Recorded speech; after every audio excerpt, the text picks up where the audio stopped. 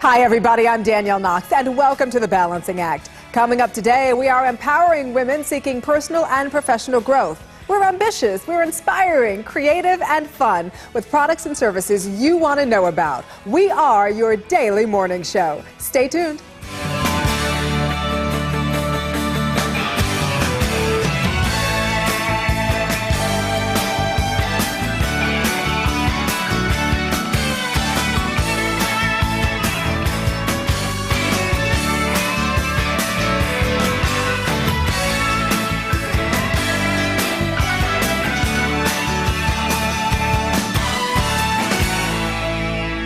Well, it can be quite overwhelming with so many options and colors when it comes to shopping for that new appliance. Today, we're going to make that process as easy as possible for you. Here again from Sears is Lori Wood, laundry buyer. Welcome again, Lori. It's great to be back. Thanks. Good to see you. So how many appliance brands does Sears carry at its stores? We carry over 15 brands, and Sears is the only retailer that carries the top 8 leading brands in major appliances. That's absolutely wonderful. Selection. It's a really good selection, but I think here's the thing. As we go into a Sears store, we really want to know if there are some tips, right, that you can offer us so that it really is not so confusing for us when we go in there and try to make this really big purchase. Sure. You know, we have, with all those brands, we certainly have a brand selection that everyone could, could possibly want. We've got a price point for every customer, and we've got innovation, and we've got color, so there is this wonderful, wonderful product selection, and we invite you to come in and talk to our sales associates. The best thing you can do is talk to one of our trained professionals, get information, do some research.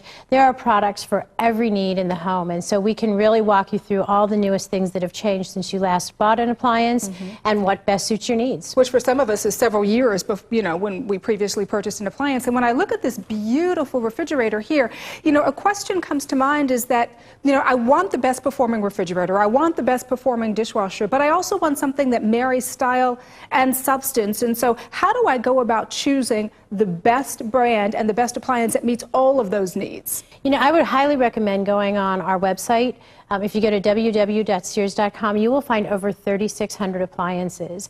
And we give you buyer guides. There's a lot of information and education on the site. And again, come in and talk to our sales associates. They can walk you through, for refrigerators, example. I love this refrigerator. Isn't it great? Yes, it is. Look at all that space inside. Yep. Great way to organize. You can really make adjustments and fit everything you can possibly imagine in this refrigerator. But this is an example of one of our newer models. It's a 4-door. People are very familiar with a freezer on the top or maybe a freezer on the bottom. Sure. And then we came out with side-by-sides. Now we have the French door. So you can get a 3-door. Or what is very cool is 4-door. Look at that. Yep. Oh, there's my favorite, cherry vanilla. Okay, I'm going for the chocolate. All right, we'll come back until after the segment because I can eat that right now. But what's great is you also have another door underneath. Right. And you know what? Wonderful. Not only does it give you great space, but great organization. So you can really organize things just the way you need them to be. One of the other great things about Sears for all of you out there is that, and you've done this when we go to the stores, we compare apples to oranges. But one of the greatest perks about Sears is you don't have to go to a lot of stores to comparison shop because it really is all in one place, right? It sure is. We have it all. I love that. I love that. Talk to me a little more about that. You know what, we have all the top leading brands. We have the greatest innovation, but like I said earlier, we also have price points for everybody's budget. So whether you're looking for your starter appliances or, we talked at one point about Kenmore Pro, if you want to be the ultimate chef, we really have a product that fits every need. I want to be the ultimate chef in my next lifetime, but with about 20 seconds left, after we buy the appliance, what kind of customer care can we expect? Rest assured, nothing to fear. We have 24/7 call support, as well as over 10,000 professional technicians that will travel to your home in the event you have a need for your appliance. And the website once again? www.sears.com. All right, well, we really appreciate you because there's so many great brands out there, but there really is no reason why we can't do the one-stop shopping with Sears. So, Lori, thank you so much. Thanks for having me. Can we get our ice cream now? Absolutely. All right, what did you choose? Be sure and visit mylifetime.com where you can sign up for the Sears Dream Kitchen giveaway, where $16,000 worth of major appliances could be yours.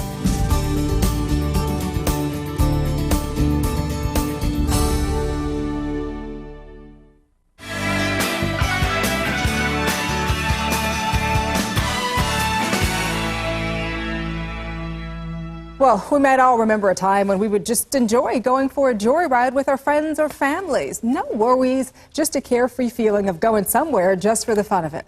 Well, today, with the way things are going with the escalating price of gas, you almost feel guilty spending time in your car because it just costs so much money. Well, here to get us back on track and review some of the hottest fuel-efficient rides out there is automotive expert Justin Bell with MotorGuru.com. Hi, Justin. How are you? I'm great. Thanks so much for being with us because this is such a timely subject. People are really concerned about gas. They're looking for some alternatives. Talk to me a little bit about comfort, safety, and what we can find in a fuel-efficient vehicle that meets all of those needs. And it's got to be stylish, too. It does. You hit on it. Yeah. I think in this world where, you know, the fuel economy issue is really at the forefront of everyone's mind, it's connected with a negative message, oil prices and gas prices. But it doesn't mean that your life has to be boring. I mean, you work hard for your money, so when you're buying a new car, there are some great options out there. What is a hybrid? A hybrid, because I think a lot of people may not know. They know hybrid in a general sense, but not specifically. Yeah, it's like a lot of things. It's fallen into our common language and we don't know what it means. I mean, a hybrid really means any vehicle that has more than two modes of propulsion. So gas engine, electric engine, and there are many variables on that. And certainly if you're going to look for a vehicle, definitely go and check it out online, because the car you're buying may start with an electric engine and then go to a gas engine, may just cut out the gas engine on one side of the cylinders. There's many ways of doing it, but they all have the same effect. All right, I'm going to put you on the spot here for a second. Hottest fuel-efficient car of the moment, in your opinion? You've got to say the Prius comes straight to mind. And we see Prius all over the roadways. I mean, they're just so common. Yeah, they're the mummy, daddy, and baby of all hybrid cars. Of course, it's distinctive. It's pretty ugly, but if you have it, you love it. I mean, a bit like someone's child. It's definitely the brand name that all the others are trying to follow. But there are other alternatives out there. Well, one of the alternatives for me, because I do have 3 children, and so we travel in our big SUV that we've been thinking for a long time about trading in for something more fuel efficient. Is there a fuel efficient or hybrid SUV that we might check out? Just so happens that I tested one recently, and when it arrived, the Chevy Tahoe hybrid, which is a nice looking car. It's a nice looking car. Of course, it's the size of a small apartment, and it turns up and it has these little these little green logos that tell you that it's a hybrid. And but I tell you what, if you insist on supersizing your life, which me and my little Mini are going to have to compensate for, then do it with a hybrid version. I mean, the fuel economy kind of creeps into the mid-20s instead of the high teens, so it's by no means a Prius, but it does count, and you will notice getting 350 miles on a tank as opposed to 250. And that's what we're getting now. All right, very quickly. Single woman wants a really nice kind of, sexy look-at-me car, doesn't want anything that's not fuel efficient. What can she look for? She's not going to do a Prius. She's not going to do a Prius. No, not unless. Although I like the Prius, but I know, but I think now, as I said, you work hard for your money. You've got an image. Young professional lady. You're going to really have to look, I think, at the European cars. Mercedes have a spectacular, diesel, BlueTech diesel alternative in the C-Class.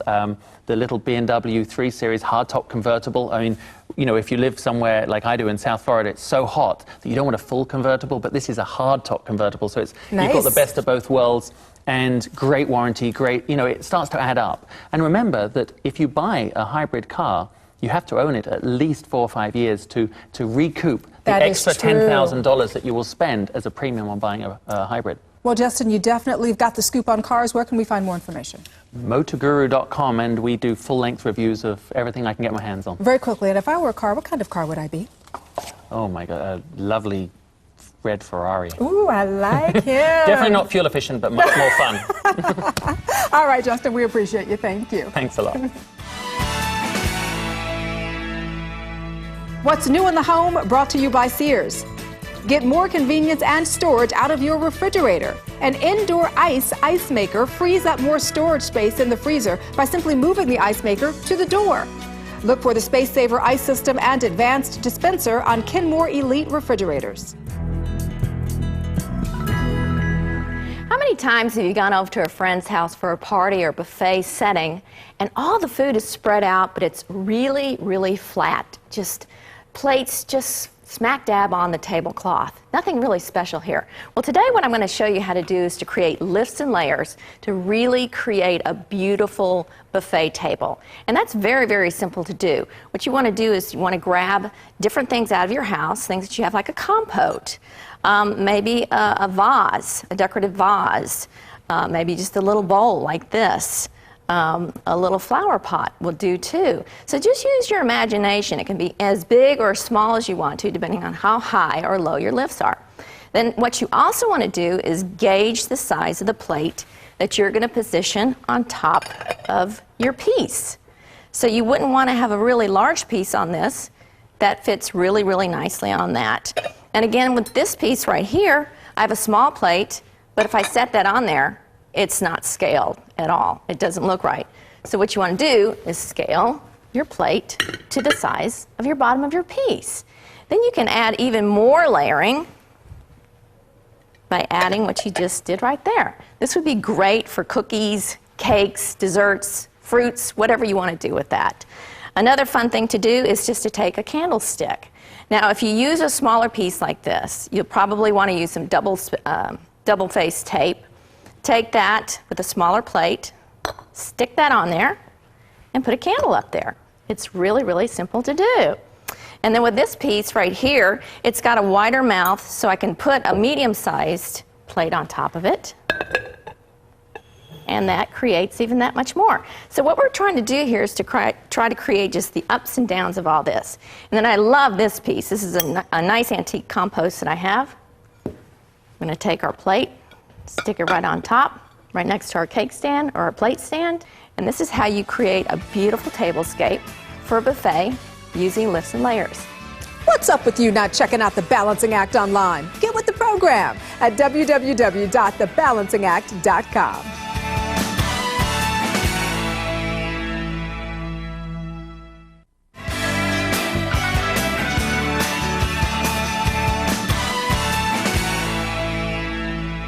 Well, welcome back, everybody. Joining us today to give us a few more pointers on managing your finances and making smart business decisions in a time of recession is business analyst and book author Tom McCourt. Welcome back, Tom. And this really is just such a hard time to be a small business owner. And I know you yourself are a small business owner. Are you worried sick about being able to make it through these hard economic times? Actually, this is the opportunity where individuals that focus on their client base and especially retention of their client base will succeed, because there's not much new acquisition out there. So what you have to understand is you can go to your current client base and really penetrate and saturate them with your information and understand that they may have more needs than you even thought of, because you were so busy running the business during good times that you forgot that those people know individuals. They can give testimonial referrals. And most importantly, are you making sure that the top of mind awareness is with your clients? Do you just touch them once a month with a newsletter? Or are you constantly feeding them information about new products and opportunities for them to utilize your services? But when you're talking about times of economic recession, how, Tom, can you get the most bang for your buck? And if you are facing lean times with your business, why not throw in the towel and go for something that you may think is a little more stable, because the economy is so unstable? Well, if you're thinking that you need to close your business, number one, there's several things you should do. Okay. Get the true assets of your book of business, because those database that you have are very valuable if you've collected them wisely, and they're very valid. Utilize that when you're selling your business. Sell more than your physical assets. Well, let's say you decide to hold on to the business. I think the first thing you have to do is understand that few things can be done that are very cheap. Number one, cleaning is the cheapest way to make the wow factor to your customer. Cleaning. It sends a silent message. It shows discipline and direction, and it's a core discipline we all can relate to. So is your business clean? Is the service level you have? Are you talking in smile language? And as you know, it projects. It does. And the 5-foot rule is critical. Are you looking your clients in the eyes and wishing them well, making a memorable experience and selling the value? Because only value selling can get price points out of people's heads, because when you sell value, it's the entire customer purchase experience, not just is this cheaper than Walmart. But it sounds like what you're talking about is consistency, and it's interesting because in your book you talk a little bit about consistency, saying that in your opinion consistency can actually kill a business. Absolutely. In operations, consistency is key to delivering the product. And that's our way of thinking. Yes. Very quickly, in a nutshell, advice to struggling small businesses. Watch the bottom line.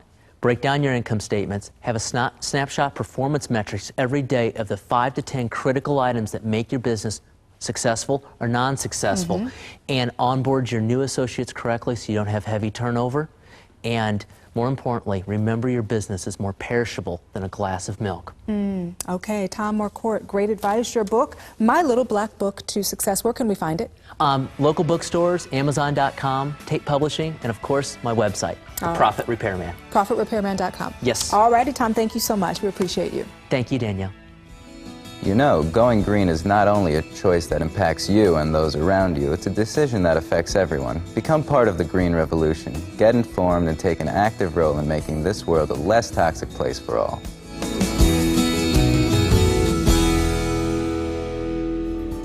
Be sure and visit mylifetime.com where you can sign up for the Sears Dream Kitchen giveaway, where $16,000 worth of major appliances could be yours.